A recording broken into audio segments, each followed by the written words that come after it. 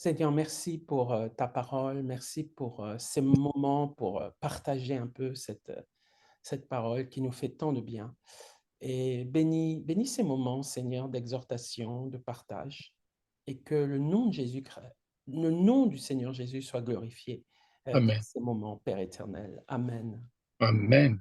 Gloire à toi, Seigneur. Merci de nous guider en esprit et en vérité autour de ta parole. Et que ton seul nom soit glorifié, pour nous guider et nous aider dans notre approche de notre prochain et à annoncer ton amour, annoncer l'évangile de paix qui redonne la vie et le salut par l'effet de ta grâce. Au nom de Jésus. Amen.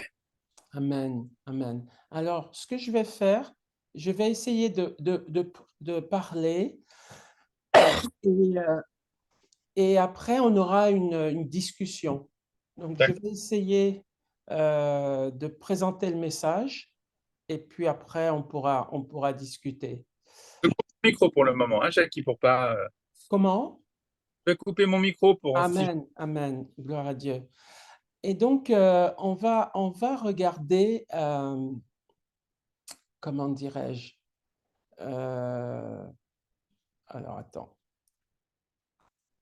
Euh, je vais ici.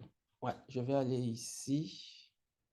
Attends, non, je vais plutôt faire comme si. Voilà. Je te montrerai après les versets.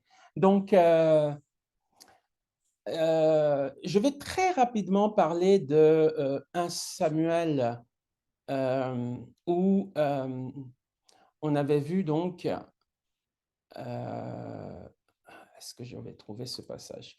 Les hommes vaillants, il y avait effectivement, parce que ce n'est pas l'objet principal de ma méditation ce soir, mais je vais très rapidement parler de Asaël, puisque Asaël était un homme vaillant, voilà, un homme vaillant qui, il est dit dans 2 Samuel chapitre 2, pardon, pas le chapitre 2, 2 Samuel chapitre 20, pardon, ouais, je crois que c'est le chapitre 20, chapitre 23, 2 Samuel chapitre 23, en parlant d'Asaël, il fait partie de la liste des hommes vaillants. Donc il est dit Asaël, frère de Joab, du nombre des 30, El-Shadan, fils de Dodo de Bethléem. Donc, dans la liste des hommes vaillants de David, du roi David, dans 2 Samuel chapitre 23, il y a ce fameux Azaël. Azaël qui était frère de Joab.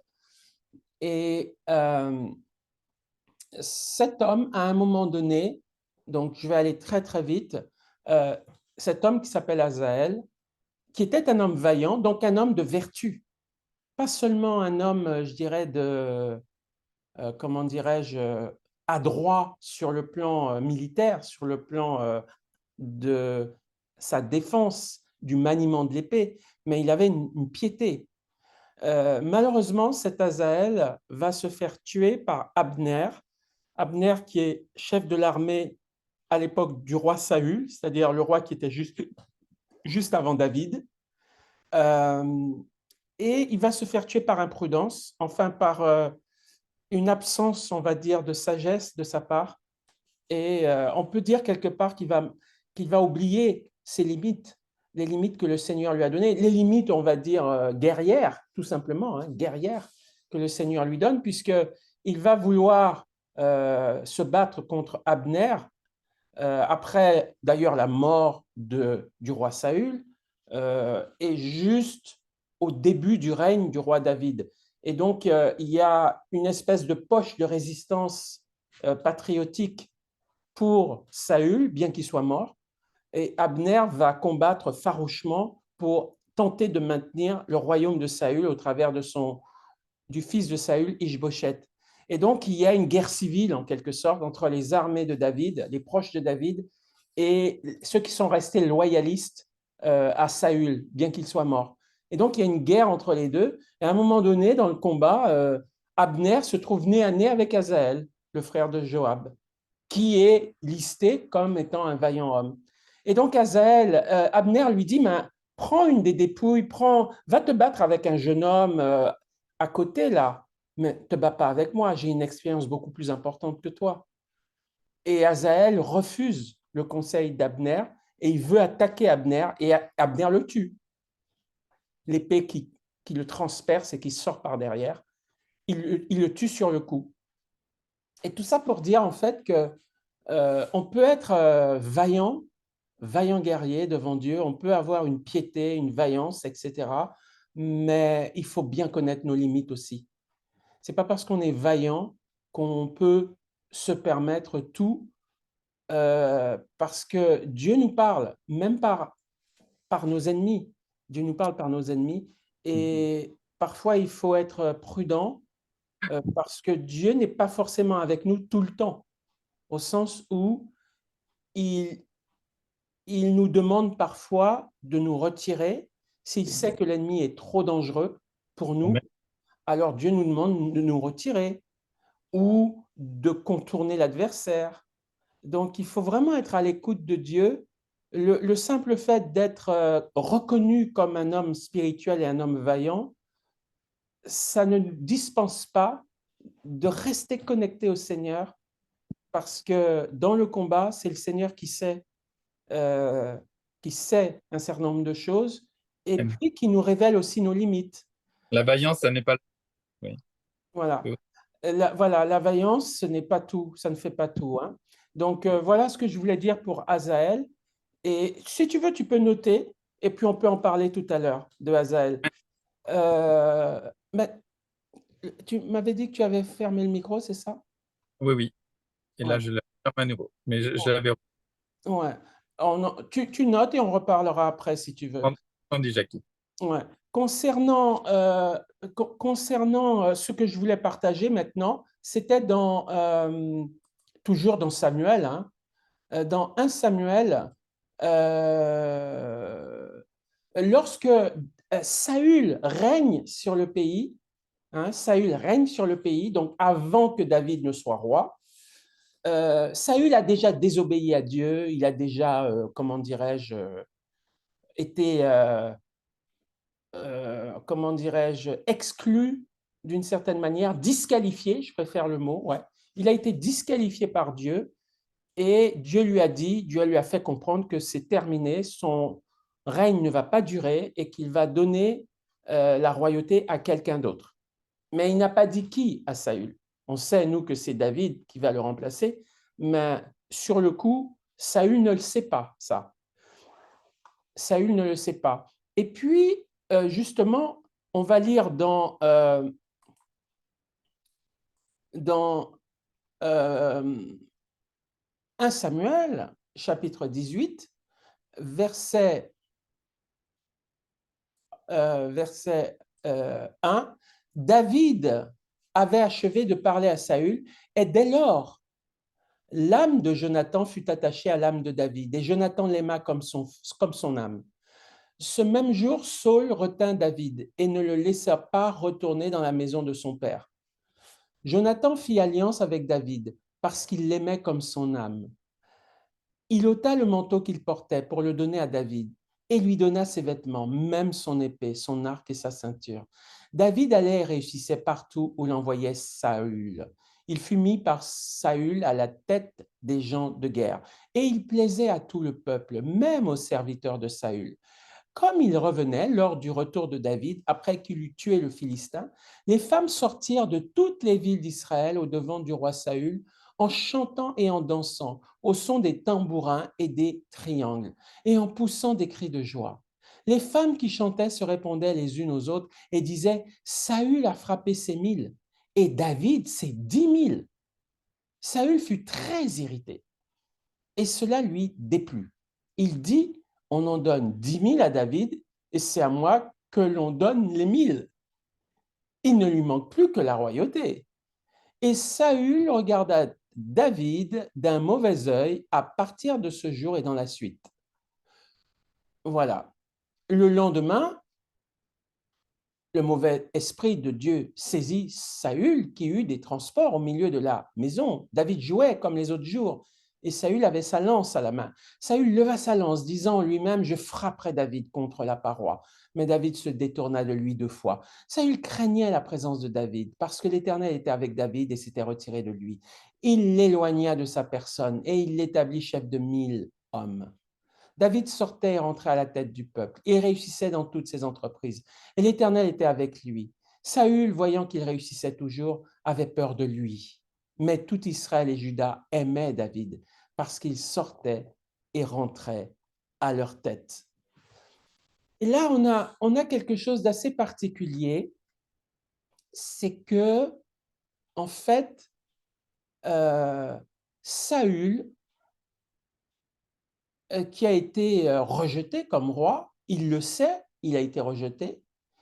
Saül, dans un premier temps, va voir David comme une source de guérison, de délivrance, parce qu'il est influencé par un mauvais esprit qui le tourmente.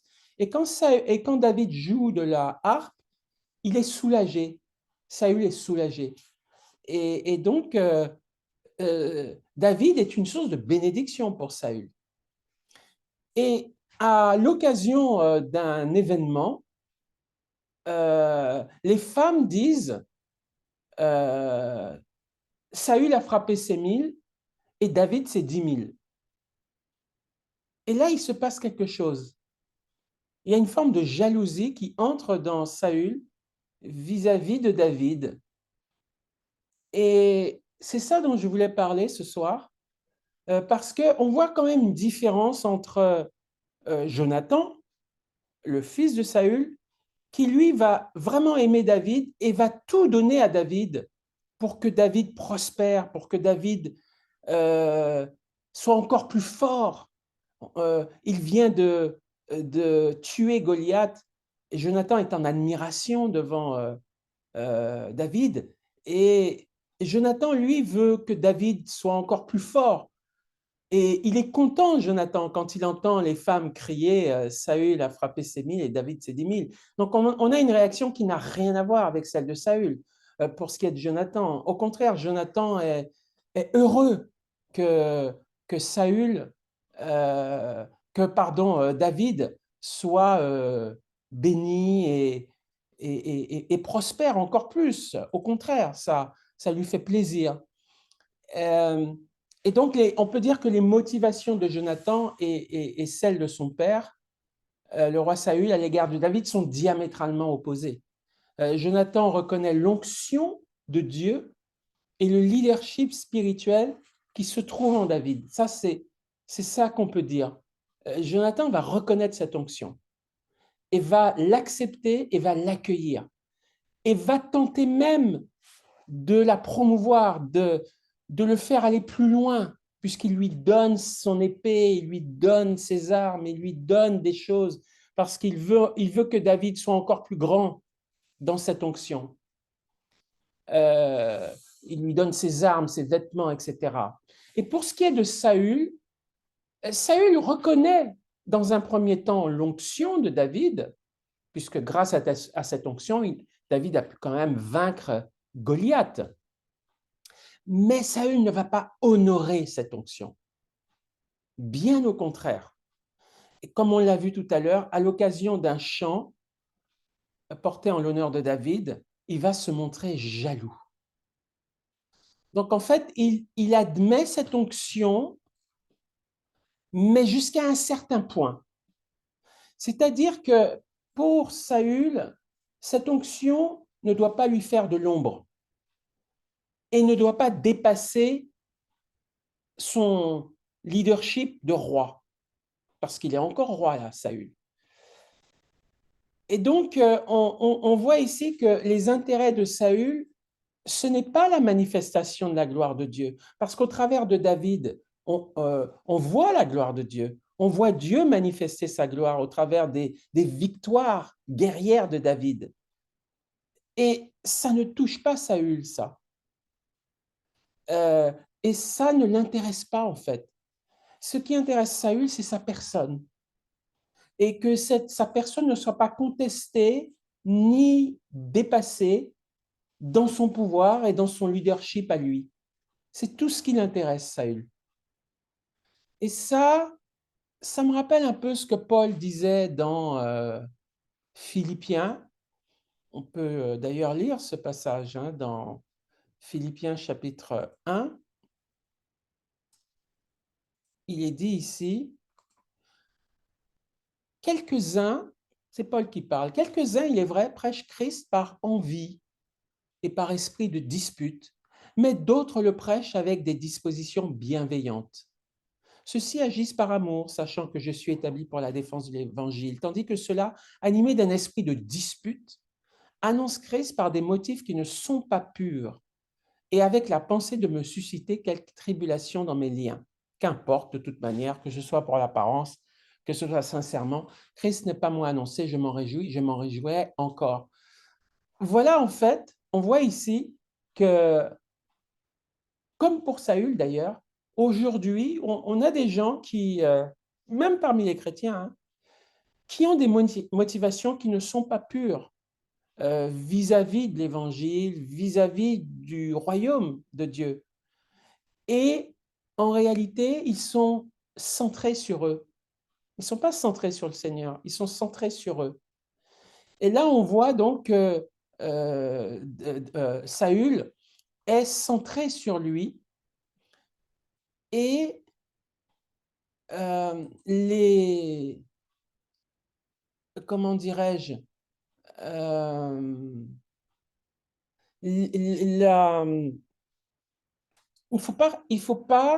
il ne faut pas dépasser, en tout cas c'est lui qui l'impose d'une certaine manière, il ne supporte pas que quelqu'un lui vole la vedette ou le dépasse ou attire la lumière sur lui et non plus sur lui. Donc on a quelqu'un qui a été placé là par le Seigneur, mais qui n'est pas capable en fait de gérer son leadership, qui n'est pas capable de comprendre que Dieu l'a placé là pour un but spirituel et Dieu lui a donné un certain nombre de dons pour atteindre ce but et que c'est en atteignant ce but qu'il va glorifier le Seigneur. Et lui, il reste extrêmement enfant, extrêmement charnel et reste un enfant finalement. Et il ne voit dans son leadership, dans sa position de roi, que le fait qu'on lui vole la vedette. Donc il n'est pas du tout en fait dans la pensée de Dieu et il reste extrêmement charnel. Je vais lire un autre passage pour bien montrer que, donc c'est dans 1 Timothée, on voit bien ici que cet homme Saül qui a été présenté par Dieu pour devenir roi, on voit en fait qu'il n'était pas préparé. Il n'était pas bien préparé en fait. Alors, est-ce que c'est la faute de Dieu? Je ne pense pas. Je ne pense pas que ce soit la faute de Dieu parce que, en fait, le peuple a forcé la main de Dieu. C'est-à-dire que probablement, Saül n'était pas prêt c'était pas le moment en tout cas, il n'était pas prêt pour exercer ce leadership parce qu'il était trop immature, trop enfant. Bien qu'il soit humble au départ, il était humble, mais il n'était pas prêt. C'est-à-dire que dès lors qu'il y a une pression, on allait voir son immaturité se manifester. Donc, il n'était pas mûr, il n'était pas prêt. Et quand on force la main de Dieu, c'est-à-dire quand on veut absolument, on insiste pour que Dieu aille dans notre direction, ben, le Seigneur, à un moment donné, il dit, ah ouais, tu veux aller là, tu insistes, tu insistes, tu insistes. Bon, ben, puisque tu insistes, voilà, je te donne un roi. Mais quand Dieu donne Saül, Dieu aurait pu même ajouter, je te donne un roi, mais sache qu'il n'est pas prêt. Puisque tu me forces, je n'ai même pas eu le temps de le préparer. Mais comme tu insistes et que tu veux absolument un roi et que tu le veux tout de suite, ben je t'en donne un. Mais il n'est pas prêt. Tu vois, il est dit dans 1 Timothée chapitre 3, 1 Timothée, oui, c'est ça. 1 Timothée chapitre 3, il est dit ici, cette parole est certaine. Si quelqu'un aspire à la charge d'évêque, il désire une œuvre excellente. Il faut donc que l'évêque soit irréprochable, mari d'une seule femme, sobre, modéré, réglé dans sa conduite, hospitalier, propre à l'enseignement. Il faut qu'il ne soit ni adonné au vin, ni violent, mais indulgent, pacifique, désintéressé. Il faut qu'il dirige bien sa propre maison et qu'il tienne ses enfants dans la soumission et dans une parfaite honnêteté. Car si quelqu'un ne sait pas diriger sa propre maison, comment prendra-t-il soin de l'Église de Dieu? Il ne faut pas qu'il soit un nouveau converti, de peur qu'enflé d'orgueil, il ne tombe sous le jugement du diable. C'est cette phrase que j'ai soulignée. Et on est vraiment ici dans le cas de Saül. Saül, même s'il était humble au départ, et on le voit lorsque Dieu, on le cherche, Samuel le cherche pour l'oindre en tant que roi, Samuel le cherche, Samuel le trouve, et on sent dans ce jeune homme une certaine humilité. Mais il est jeune. Il est jeune. Et donc, lorsqu'il y a de la pression, et il a eu la pression, il a eu beaucoup de pression. La première pression, c'est que Saül ne venant pas, Saül n'étant pas là, sous la pression, il fait quelque chose qu'il ne devait pas faire, il sacrifie un animal alors que ça n'est réservé qu'aux sacrificateurs de faire ça, et lui, il le fait sous la pression. Donc cette jeunesse qu'on met trop vite en autorité ou en responsabilité spirituelle, eh bien, c'est dangereux. Et c'est ce qui s'est passé dans le cas de Saül. Dans le cas de Saül. Et puis ici, on voit ici dans Osée, tu vois, dans le livre d'Osée, hein, alors c'est pour te donner la référence, c'est dans Osée 13. Il est dit, Dieu dit, je t'ai donné un roi dans ma colère, je te l'ôterai dans ma fureur. Là, on est en train de voir que Dieu n'était pas du tout d'accord de donner à Israël un roi. Ça veut donc dire qu'on a forcé la main de Dieu. On a forcé la main de Dieu pour avoir un roi. Et donc le premier roi, puisqu'on a forcé sa main au départ, le premier roi, Dieu l'a donné dans la précipitation. Et il a donné quelqu'un qui était immature, à l'image quelque part du peuple qui veut absolument un roi. Ça me rappelle un peu un pays, une république qui voulait absolument un président jeune, qui soit voilà, dynamique, jeune, etc. Et il a eu ce qu'il voulait, ce pays. Suivez mon regard. Il a eu ce qu'il voulait, mais on s'est aperçu, certains s'aperçoivent après que cette personne est vraiment, n'est pas à la hauteur. Tu vois? Donc, ce n'était pas, voilà, il n'était pas à la hauteur. Et ce n'était pas la volonté de Dieu de mettre un roi même. Voilà. Ensuite, plus loin dans 1 Samuel, 1 Samuel chapitre 12, c'est une parabole là qui va dans le même sens hein, que le verset qu'on vient de lire là. Une parabole que Dieu donne dans le qu'est-ce que j'ai dit là? Oui, la même phrase que Samuel dit, ne sommes-nous pas à la moisson des blés? J'invoquerai l'Éternel et il enverra du tonnerre et de la pluie. Sachez alors et voyez combien vous avez eu tort aux yeux de l'Éternel de demander pour vous un roi. Voilà, donc vous voulez un roi, vous avez insisté, eh bien, vous verrez que vous avez eu tort d'insister comme ça auprès de Dieu. Et puis, on voit ici, pareil, hein, Samuel qui dit au peuple, le peuple dit, voici tu es vieux et tes fils ne marchent point sur tes traces.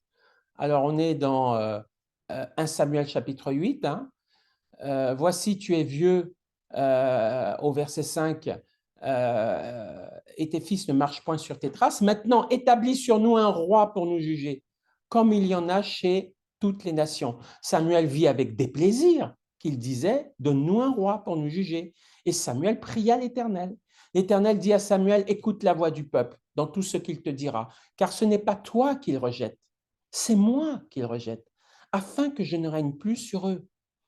Ils agissent à ton égard comme ils ont toujours agi depuis que je les ai fait monter d'Égypte jusqu'à ce jour. Ils m'ont abandonné pour servir d'autres dieux. Écoute donc leur voix. Tu vois, Dieu n'insiste pas. Dieu dit, ah ouais, vous voulez absolument un roi. Bon, ben d'accord. Écoute donc leur voix, mais donne-leur des avertissements et fais-leur connaître le droit du roi qui régnera sur eux.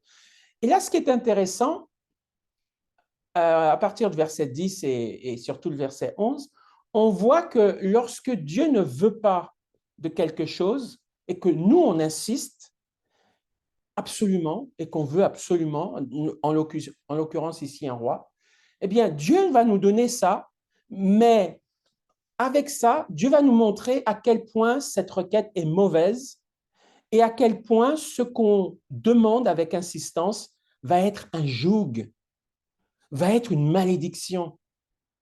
Au verset 10, Samuel rapporta toutes les paroles de l'Éternel au peuple qui lui demandait un roi. Il dit, voici quel sera le droit du roi qui régnera sur vous. Il prendra vos fils, et il les mettra sur ses chars et parmi ses cavaliers, afin qu'ils courent devant son char. Il s'en fera des chefs de 1000 et des chefs de 50, et il les emploiera à labourer ses terres, à récolter ses moissons, à fabriquer ses armes de guerre et la tiraille de ses chars. Il prendra vos filles pour en faire des parfumeuses, des cuisinières, des boulangères. Il prendra la meilleure partie de vos champs, de vos vignes, de vos oliviers, et la donnera à ses serviteurs. Il prendra la dîme du produit de vos semences et de vos vignes, et la donnera à ses serviteurs. Entre parenthèses, la dîme, au lieu de la donner à Dieu, on va la donner à un roi. C'est un peu ce qu'on fait aujourd'hui, parce que les impôts, qui sont en quelque sorte une dîme qu'on prélève dans les républiques et dans les pays modernes aujourd'hui, on ne donne pas ça à Dieu, on donne ça au gouvernement, on donne ça au président, ou en tout cas à l'autorité, qui n'est pas Dieu. C'est un peu le même principe ici. Il prendra la dîme du produit de vos semences et de vos vignes et la donnera à ses serviteurs. Il prendra vos serviteurs et vos servantes, vos meilleurs bœufs et vos ânes, et s'en servira pour ses travaux. Il prendra la dîme de vos troupeaux, et vous-même serez ses esclaves. Et alors vous crierez contre votre roi que vous vous serez choisi, mais l'Éternel ne vous exaucera pas. Tu vois? Donc, voilà ce qu'on peut dire. Un autre passage, pardon, c'est pas ça, dans Juge, pardon, pour finir cette comparaison que je suis en train de donner, dans Juge chapitre 8, à partir du verset, c'est une parabole que Dieu, c'est pas la parabole, c'est d'abord les hommes de Gédéon qui disent à Gédéon, domine sur nous, dans Juge chapitre 8, verset 22, domine sur nous, et toi et tes fils, et le fils de ton fils, car tu nous as délivrés de la main de Madian. Donc ça, c'est toujours la tendance que les hommes ont à vouloir un roi qui n'est pas Dieu, à vouloir qu'un homme domine sur eux, qu'un homme soit leur chef et qu'il l'écoute, et qui en même temps, ils s'éloignent de Dieu et ils veulent écouter un chef qui n'est pas Dieu. Ça, c'est une tendance dans l'être humain. Et Gédéon leur dit, verset 23, « Je ne dominerai point sur vous, et mes fils ne domineront point sur vous. C'est l'Éternel qui dominera sur vous. » Aujourd'hui encore, on a d'une certaine manière, dans le dévoiement du gouvernement de l'Église aujourd'hui, on a un peu ça. Les gens veulent un homme à la tête de leur assemblée. Ils veulent un homme. C'est dans la nature humaine. On a tendance à vouloir mettre un homme parce qu'on ne voit pas Dieu. On le prie, certes, mais on ne le voit pas.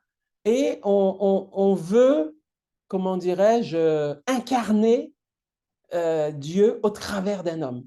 On le voit dans le catholicisme. avec le pape, mais on le voit aussi dans le protestantisme, avec le pasteur. Souvent, inconsciemment, qu'on met quelque part ou qui est mis quelque part à la place de Dieu aussi.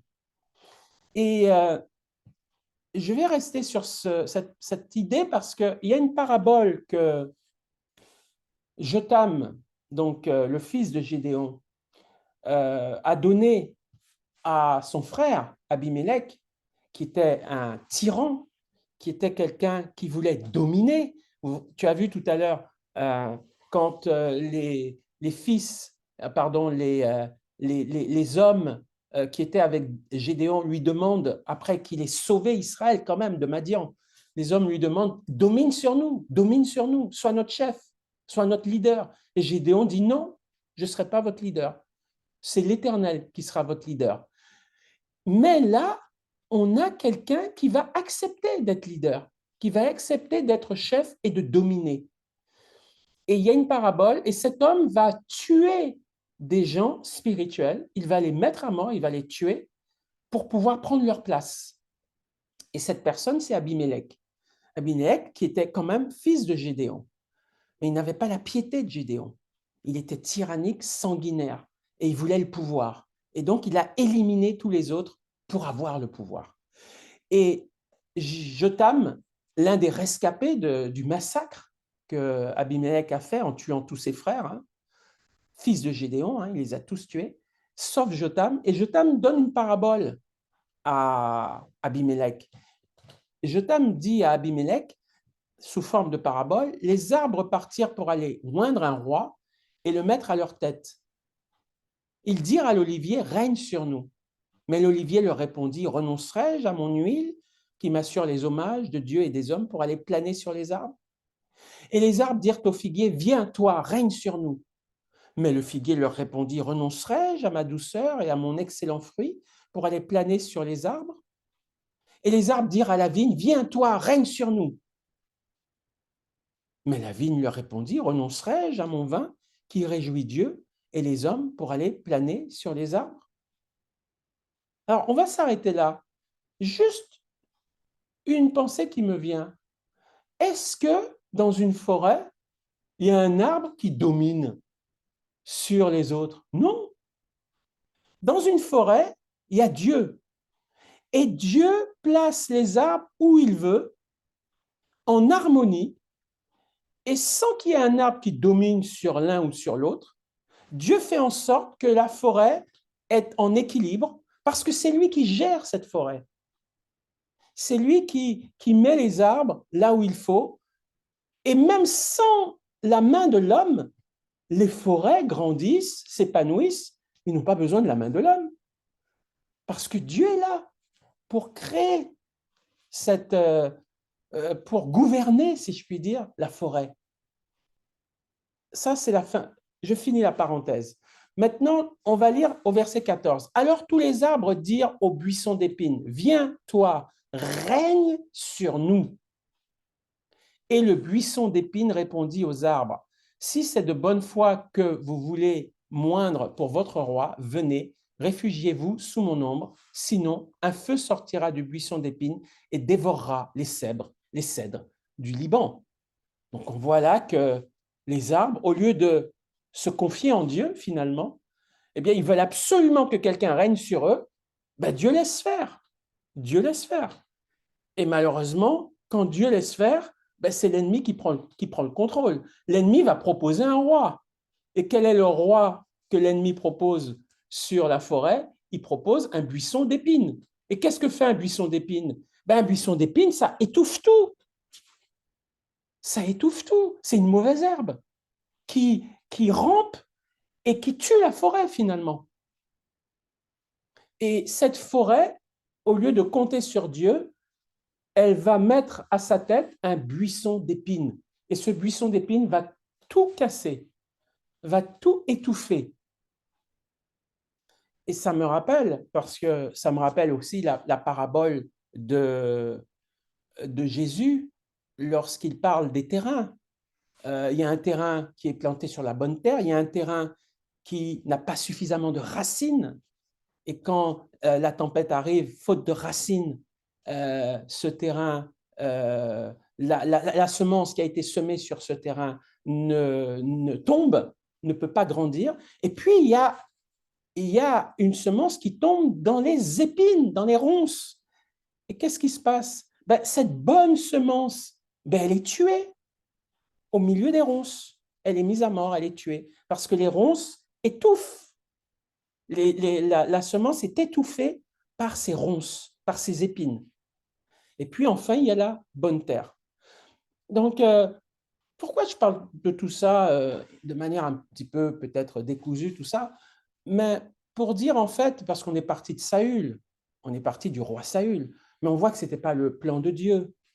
Ce n'était pas le plan parfait de Dieu qu'il y ait un roi. Dieu va changer parce qu'il est Dieu, parce qu'il est puissant, parce qu'il est intelligent, le Seigneur. Il va changer les choses et il va faire que le roi David va donner naissance dans sa lignée à un roi qui est Dieu. Donc Dieu va reprendre le pouvoir au travers du linéage de David. Il va reprendre le pouvoir puisque le fils de David, c'est Jésus-Christ, et Jésus-Christ est Dieu. Et Dieu donc reprend le royaume, d'une certaine manière, reprend la domination et le royaume qu'on ne lui voulait pas. C'est lui, in fine, qui va reprendre les rênes du pouvoir, quoi qu'il arrive. Donc, tout ça pour dire que on a une tendance, nous, humains, à, à rejeter le Seigneur ou à s'éloigner du Seigneur, à se dispenser du Seigneur carrément, et à choisir des humains qui remplacent finalement le Seigneur. Et finalement, on se rend compte que ces humains, ces gens qu'on met à la tête, à notre tête, en tant que roi, en tant que pape ou en tant qu'autre chose, hein, qu'on met à notre tête, eh bien, ces gens-là, d'une manière ou d'une autre, globalement, on peut dire ça comme ça, globalement, ça se passe pas très bien. Ça se passe pas très bien. On le voit avec la royauté, hein, même avec la royauté davidique, issue de David, ça s'est mal fini. Ça s'est fini avec la déportation. Et puis, le royaume du Nord, c'est-à-dire le royaume d'Israël, c'était encore pire. Dès le départ, ça a mal commencé avec Jéroboam, dès le départ. Donc, à chaque fois qu'on veut mettre quelqu'un d'autre à la place de Dieu en tant que roi, en tant que Seigneur, ça finit toujours mal. Et c'est un peu notre problème aujourd'hui, dans l'Église, dans le monde bien sûr, on le sait, on le voit, mais dans l'Église aussi. On a tendance à mettre des gens, au lieu de laisser le Seigneur faire comment dirais-je, organiser son règne dans l'Église, on a tendance à mettre des gens à la place du Seigneur qui, soi-disant, ont l'onction du Seigneur, un peu comme le pape, qui est vicaire de Christ, qui est successeur de Saint-Pierre, et qui finalement va être la personne qu'on va écouter, et la parole de Dieu, petit à petit, va être mise de côté. Ben, nous aussi, dans les milieux évangéliques, on fait pareil. Hein. On fait pareil. On a cette tendance à mettre des hommes à la place de Dieu comme roi, comme seigneur de l'Église. Et tu remarqueras ici que dans le passage là, les arbres fruitiers, parce que ce sont des arbres fruitiers, la vigne, ça produit du raisin, l'olivier produit des olives, et comment dirais-je, le figuier produit des figues. Donc, ce sont des arbres fruitiers. C'est très intéressant de voir ici que ces arbres fruitiers sont en fait des ministères. On peut les comparer à des ministères qui portent du fruit, qui sont positifs, qui apportent à la forêt quelque chose. qui apportent une plus-value à la forêt. Et c'est intéressant de voir la bonne attitude de ces arbres, parce que ces arbres préfèrent rester dans ce qu'ils peuvent apporter à la forêt, c'est-à-dire la vigne, et aux hommes aussi, hein, puisqu'il dit, les arbres sont en train de parler et disent, voilà, je produis le vin pour réjouir les hommes, je produis la vigne, je produis le figuier, je produis toutes ces choses pour le bien des hommes. Donc, ils ont une bonne attitude parce qu'ils préfèrent garder leur don, leur ministère pour faire du bien, plutôt que de laisser de côté ce qu'ils ont reçu du Seigneur pour écraser les autres, régner sur eux. Et ça, c'est une très, très bonne attitude. Mais ce qui est dommage, c'est que l'ensemble des arbres du jardin, de la forêt, quand ils ont vu que ces arbres, ces bons arbres, refusent de dominer sur eux, ça aurait dû faire tilt dans leur tête. Ça aurait dû faire tilt, ça aurait dû être l'expression pour eux de se dire, on arrête là, on va laisser ça comme ça. Ces arbres vont faire du bien, et puis c'est bon, on va en rester là. Non, ils veulent absolument que quelqu'un règne quand même sur eux. Au lieu que ce soit Dieu qui gère la forêt, ils veulent que quelqu'un règne sur eux. Eh bien, malheureusement, le Seigneur va permettre que le buisson d'épines, si je puis dire, règne sur eux parce qu'ils n'ont pas compris, en fait. Ils n'ont pas compris. Donc, c'est ça que je voulais partager ce soir. Et on va en discuter. On va essayer de voir aussi pourquoi Saül aussi est tombé dans cette jalousie. Euh, et, euh, et on va un petit peu méditer maintenant toutes ces choses dans cette seconde vidéo. Amen. Amen. Merci Seigneur, merci Jackie. Gloire à Dieu.